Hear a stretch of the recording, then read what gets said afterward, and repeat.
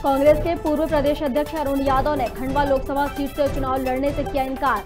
पारिवारिक कारणों के चलते नहीं लड़ेंगे चुनाव। प्रदेश प्रभारी मुकुल वासनिक और कमलनाथ को किया सूचित। मध्य प्रदेश के 31 जिलों में पहुंचा डेंगू। प्रदेश में अब तक डेंगू के 4,919 हुए मरीज। संक्रमित मरीजों जिलों में भोपाल चौथे नंबर।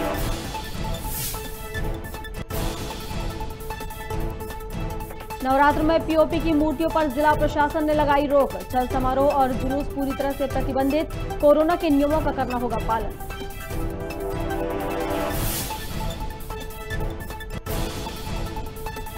लखीमपुर खीरी में हुई हिंसा में 4 किसानों समेत 8 लोगों की हुई मौत। विपक्ष ने योगी सरकार के खिलाफ खोला मोर्चा।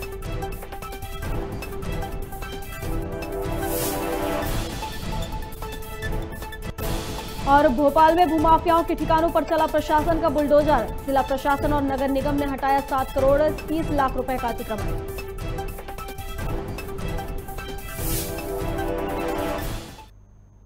नमस्कार, खबर भारत देख रहे हैं आप। मैं हूं आपके साथ प्रियंका। चलिए बढ़ते हैं खबरों की ओर। उपचुनाव से पहले नेताओं के फेरबदल का सिलसिला जारी है। इसी के चलते खंडवा लोकसभा में अब नया मोड़ आ गया है, जहां कांग्रेस के प्रबल दावेदार अरुण यादव ने चुनाव लड़ने से इनकार कर दिया है।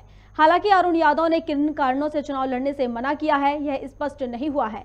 कांग्रेस की ओर से एक अरुण यादव ही ऐसा चेहरा थे जो भाजपा को टक्कर दे सकते थे। इसके बाद राजनीति के क्षेत्र में नया मोड़ देखने को मिल रहा है, तो वहीं भाजपा के लिए राहत भरी खबर मानी जा रही है।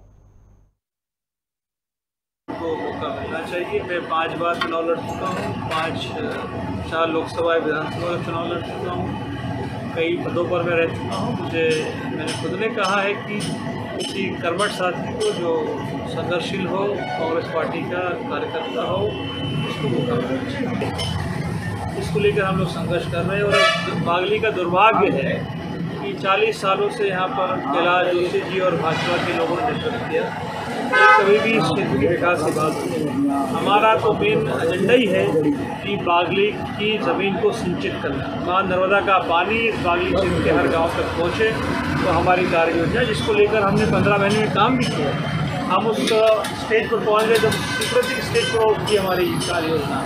दुर्भाग्य से सत्ता हमारे हाथ में नहीं, लेकिन बागली में सिंचाई हमारी प्राथमिकता। प्रदेश कांग्रेस के मीडिया उपाध्यक्ष भूपेंद्र गुप्ता ने सरकार से मांग की है कि ड्रग्स की ट्रैवल हिस्ट्री की जांच करें, ताकि देश को उड़ता भारत बनाने वाले दुश्मन बेनकाब हों। गुप्ता ने कहा कि मुंबई, उड़ी, गुजरात और अब गुना में भी हीरोइन पकड़ी गई है। ड्रग्स निकलने वाली संभावित नशे की खेपों पर प्राथमिक पड़ाव मध्य प्रदेश और राजस्थान से होता है। मध्य प्रदेश में उपचुनाव होने वाले हैं और सरकार नशे के कारोबारियों पर सख्त निर्देश दें, ताकि चुनाव को काले धन की छाया से बचाया जा सके। देश में हीरोइन के जखीरे पकड़े जा रहे हैं। उड़ी में, बम्बई में और अब गुना में 6.5 लाख रुपए की स्मैक पकड़ी गई। क्या मध्य प्रदेश तक भी जो है मुंदड़ा पोर्ट का माल आ रहा है? इस बात की जांच मध्य प्रदेश सरकार को करनी चाहिए। इसकी ट्रैवल हिस्ट्री पता करनी चाहिए। पूरे देश में नशा फैलाने का कहीं ये कोई अंतर्राष्ट्रीय षड्यंत्र तो नहीं है। राष्ट्रभक्तों को कम से कम इस पर तत्काल प्रतिक्रिया करनी चाहिए और इस बात की निंदा करनी चाहिए कि मध्य प्रदेश को उड़ता मध्य प्रदेश बनाने के जो प्रयत्न हैं, सरकार उनको हताश करने के लिए क्या कर रही है, ये सरकार को जवाब। सीहोर के शासकीय उत्कृष्ट विद्यालय में आजादी का अमृत महोत्सव मनाया गया। इसके अंतर्गत राष्ट्रपिता महात्मा गांधी की जयंती पर राष्ट्रीय सेवा योजना ने कार्यक्रम आयोजित किया, जिसमें राष्ट्रीय सेवा योजना क्षेत्रीय निदेशक एएस कबीर ने युवाओं को संबोधित किया। उन्होंने कहा कि युवाओं के कंधों पर ही देश की जिम्मेदारी है और हमें महात्मा गांधी के आदर्शों को आत्मसात करना चाहिए। वहीं युवा अधिकार दीपेंद्र उपाध्याय ने भी कार्यक्रम को संबोधित किया। कार्यक्रम में कोरोना काल में उत्कृष्ट कार्य करने वाले स्वयंसेवकों को भी प्रशस्ति पत्र देकर सम्मानित किया गया।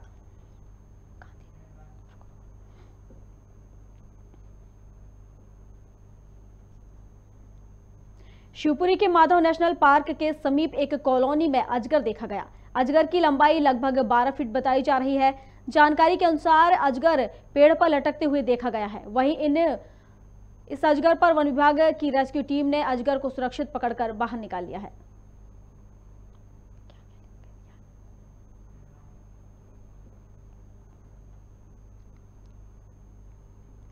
उपचुनाव से पहले कांग्रेस को फिर बड़ा झटका लगा है। जोबट से कांग्रेस के 1 दर्जन से अधिक पदाधिकारी और कार्यकर्ता बीजेपी में शामिल हो गए हैं।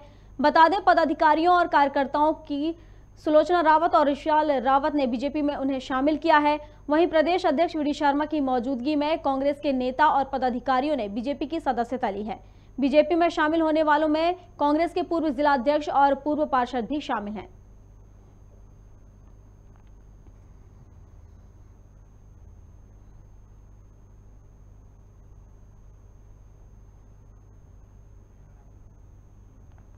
सुजालपुर के कालापीपल थाना क्षेत्र में 2 पक्षों के बीच पुरानी रंजिश को लेकर विवाद हो गया, जिसमें एक पक्ष ने दूसरे पक्ष पर गोलियां बरसा दी, जिसमें एक महिला सहित 3 लोग गंभीर रूप से घायल हो गए हैं, जिन्हें उपचार के लिए भोपाल रेफर किया गया है।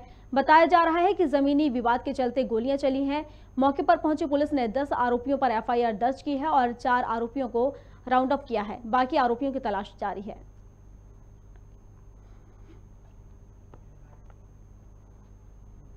बैरसिया में 153 वर्ष पुरानी रामलीला कमेटी ने शिव बारात का आयोजन किया। बताया जा रहा है कि बारात बैरसिया के सावलिया मंदिर से होकर बाल बिहार कॉलोनी तक निकाली गई। वहीं बारात में बड़ी संख्या में नगर के गणमान्य नागरिक, रामलीला के कलाकार और वरिष्ठ समाजसेवी उपस्थित रहे। साथ ही बारात का जगह जगह स्वागत किया गया।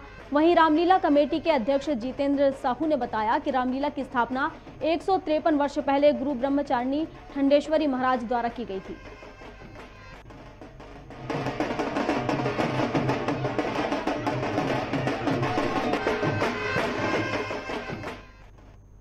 लालघाटी विजयनगर स्थित श्री मृत्युंजय महादेव मंदिर पर चल रही 7 दिवसीय संगीतमय श्रीमद् भागवत कथा का समापन हो गया है। कथा के 7वें दिन कथावाचक पंडित चंद्रभान उपाध्याय महाराज ने सुदामा चरित्र का वर्णन किया। इस दिन हुजूर विधायक रामेश्वर शर्मा, राधे महाराज, मनोज वर्मा, कमलेश उपाध्याय सहित आसपास के क्षेत्रों से बड़ी संख्या में श्रोता पहुंचे। वहीं बाके बिहारी के भजनों पर श्रोता जमकर थिरकते नजर आए।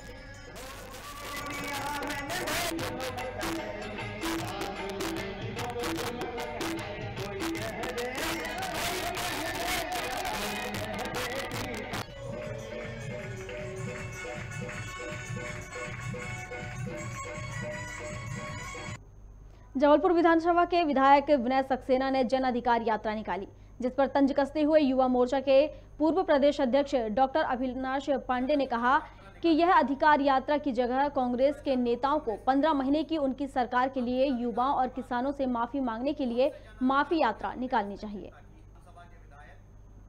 विनय सक्सेना जी के द्वारा जन अधिकार यात्रा निकाली जा रही है। मैं पूछना चाहता हूं कांग्रेस के नेताओं से, आप किन अधिकारों की बात करते हैं? कौन से जन अधिकारों की आपने आज तक चिंता की है? आपने शिक्षा कर्मी बनाकर बंधुआ मजदूर बना दिया था। जिनके अधिकारों की चिंता किसी ने की तो भारतीय जनता पार्टी की सरकार ने की। गरीब के लिए पक्का मकान होना चाहिए, उसका ये अधिकार है, उसके अधिकार की चिंता किसी ने की, भारतीय जनता पार्टी की सरकार ने की। हर घर में गैस का कनेक्शन होना चाहिए। माताएं बहनें चूल्हा फूक फूक कर अपनी आंखें खराब कर लेती थी, उनको ये अधिकार मिला कि अपने घर में उनका चूल्हा होना चाहिए। महावीर पैलेस व्हाइट हाउस में भारतीय जनता पार्टी द्वारा जिला स्तरीय प्रबोधन एवं बुद्धिजीवी सम्मेलन कार्यक्रम का आयोजन किया गया, जिसमें मुख्य प्रवक्ता के रूप में भाजपा के प्रदेश उपाध्यक्ष में पंकज जोशी ने कार्यक्रम को संबोधित किया। वहीं कार्यक्रम का उद्देश्य प्रधानमंत्री नरेंद्र मोदी के जीवन संघर्ष के बारे में लोगों को जानकारी पहुंचाने का लक्ष्य रखा गया है। मौके पर विधायक विष्णु खत्री और भाजपा नगर मंडल के सभी कार्यकर्ता उपस्थित रहे। उद्देश्य यह है कि मोदी जी का जीवन, व्यक्तित्व, कृतित्व यह समाज के लोगों तक, जनता तक भी पहुंचे, प्रबुद्ध जीवन जनों तक पहुंचे। क्योंकि मोदी जी का जीवन खुला ऐसा जीवन है कि जिसमें सेवा है, समर्पण है, देश के लिए तड़प है, 24 घंटे से काम करने वाली की सिद्धता है, आत्मसंयम है।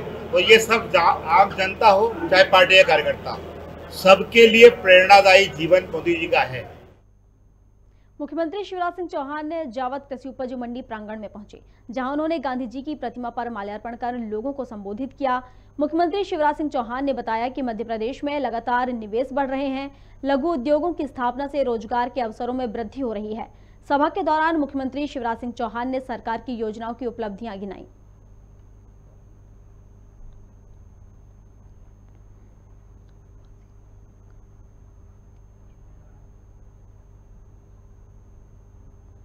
भोपाल के मानस भवन में पासी संगम का महाअधिवेशन का आयोजन किया गया, जिसमें मुख्य अतिथि के रूप में केंद्रीय राज्य मंत्री कौशल किशोर और मध्य प्रदेश के 45 जिलों से आए पासी प्रतिनिधि उपस्थित रहे।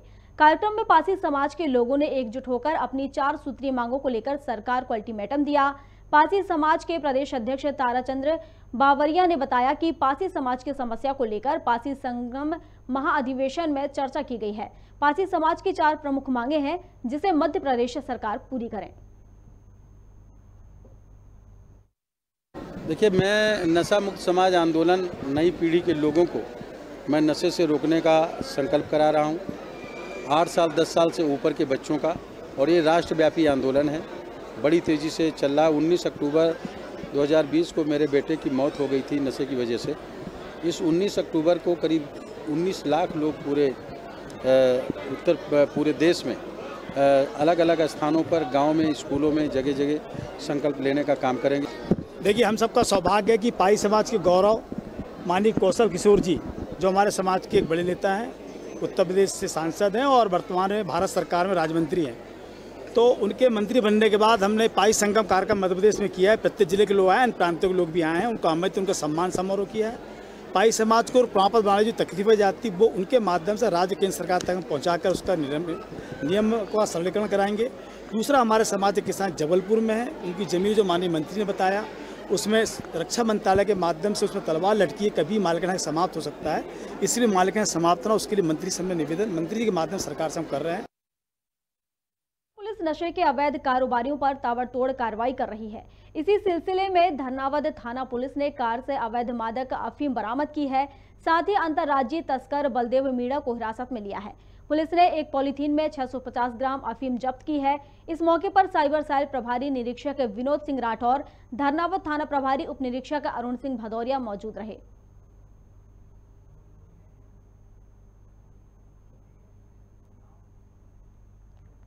खबर भारत में खबरों का सिलसिला जारी है। आप बने रहिए हमारे साथ और देखते रहिए खबर भारत।